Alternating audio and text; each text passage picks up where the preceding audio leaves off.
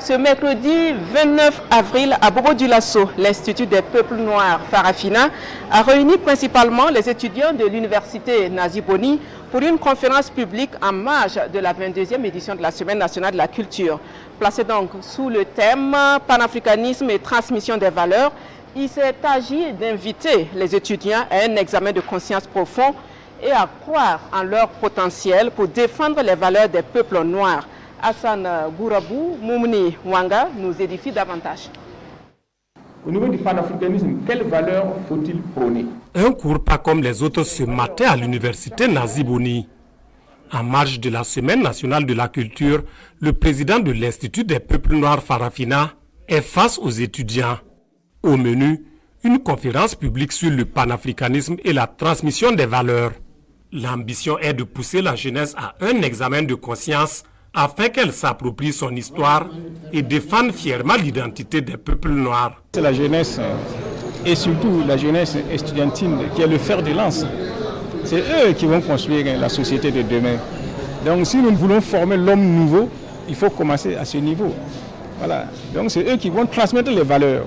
Et quelles sont les valeurs qu'ils seront chargés de transmettre? C'est pour ça que nous sommes venus discuter.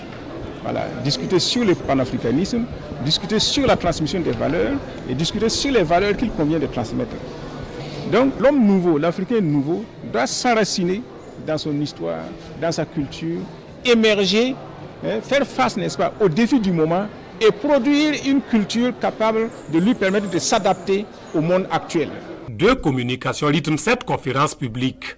Face à l'assistance, le professeur Ludovic Kibora décortique les liens entre panafricanisme, identité, culture et résilience.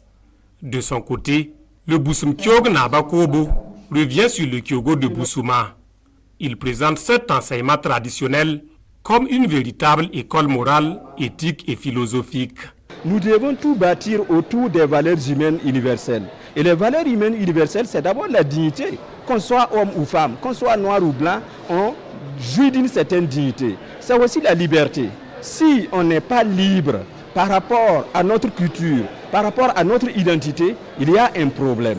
Et cette liberté convoque en même temps la souveraineté. La solidarité est essentielle parce que quand on est solidaire, tout ce qui nous arrive, nous pouvons nous asseoir ensemble et trouver une solution commune. Créé le 14 mai 2025, l'Institut des peuples noirs Farafina se donne, entre autres missions, de promouvoir la souveraineté et la renaissance culturelle des peuples noirs. Le panafricanisme reste son principal cheval de bataille. À travers cette rencontre de Bobo-Dioulasso, l'institution de Maître Apollinaire Joachim Son Kilem de Tambela réaffirme son engagement à armer la jeunesse pour élever les défis futurs.